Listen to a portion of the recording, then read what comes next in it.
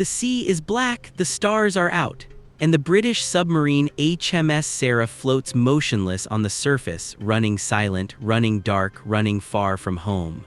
On the deck, a small group of men lift a metal canister from below, carefully, quietly, as though they are afraid to wake the dead. Because inside that canister is a corpse. A dead man in a British officer's uniform, with a briefcase chained to his wrist. Documents inside that could change the entire course of the war. He has no name the world knows, no family waiting for him, no grave. But in the next 48 hours, this dead man will walk into Adolf Hitler's headquarters, and Hitler will believe every word. The war is not going well for the Allies, not in the way maps tell the story, but in the way that men lie awake at 3 a.m. and do the arithmetic of defeat. In a cramped office inside the British Admiralty, a young naval intelligence officer named Ewan Montagu stares at a problem no army can solve with bullets. The Allies are planning to invade Europe through the soft underbelly southern Europe, the true target Sicily, a stepping stone into Italy, into the heart of the Axis.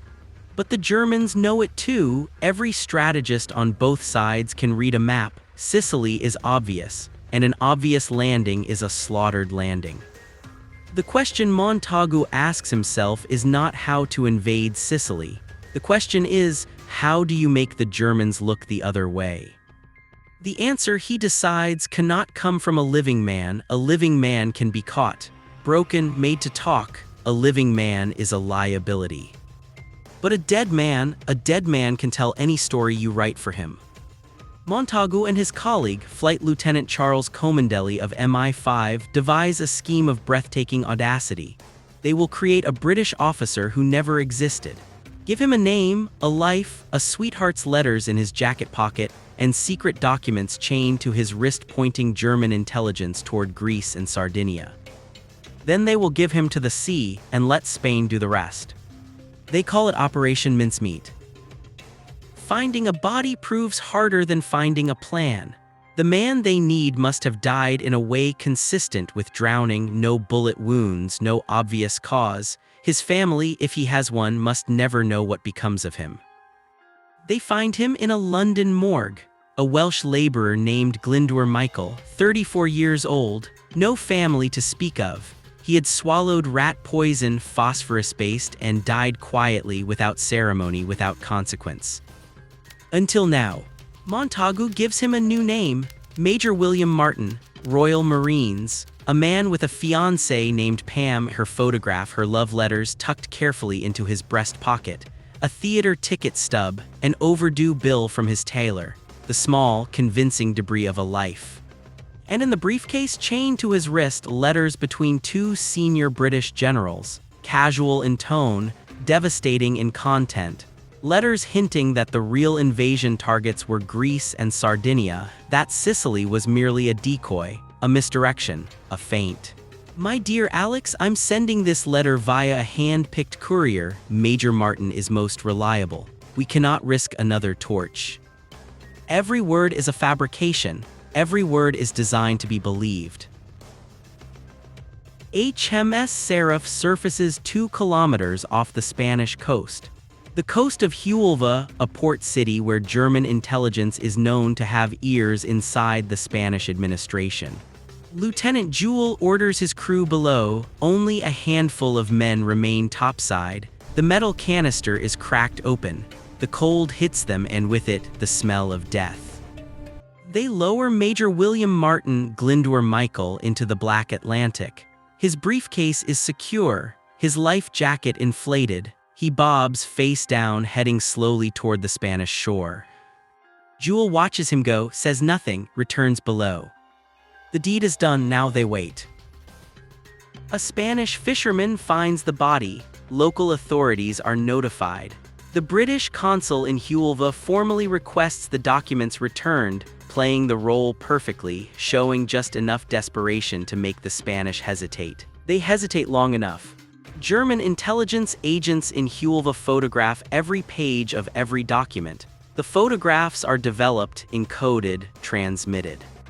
In Berlin, WWII analysts study Major Martin's letters. They study his love letters, his overdue bill, his theater ticket. They examine the waterlogged pages through magnifying lenses, testing the ink, checking the stamps, searching for any sign of forgery. They find none. The report reaches Hitler's desk. Greece, Sardinia, the British plan, confirmed by high-level correspondence, confirmed by a dead man who cannot lie. Hitler believes it. He orders panzer divisions redeployed to Greece. He reinforces Sardinia. He moves torpedo boats, minefields, artillery away from Sicily, away from the real landing zone. 160,000 Allied soldiers crossed the Mediterranean, the largest amphibious invasion in history up to that point, until Normandy. They hit the beaches of Sicily in the pre-dawn darkness. They expect resistance, they expect blood, they expect the full weight of German coastal defenses.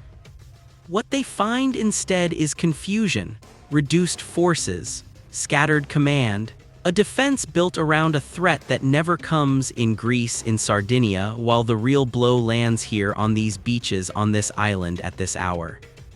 Sicily falls in 38 days, faster than anyone had dared to plan. The documents were later confirmed to have reached the highest levels of German high command. Field Marshal Rommel was redeployed. Entire divisions that could have met the Allies on Sicily's beaches were hundreds of miles away, guarding coasts that would never be invaded. Allied casualties in Sicily, while still significant, were a fraction of what they might have been. The path into Italy opened. The southern front collapsed. The liberation of Western Europe became, for the first time, not a hope but a plan. Ewan Montagu would later write about Operation Mincemeat in a book he called The Man Who Never Was. It became one of the most celebrated accounts of wartime intelligence ever published. Glyndwr Michael, the Welsh laborer, the unknown man, the dead stranger, was given a grave in Huelva's Spanish cemetery. His headstone reads, William Martin, beloved son. He never existed, and yet he may have saved more Allied lives than any single operation of the entire war.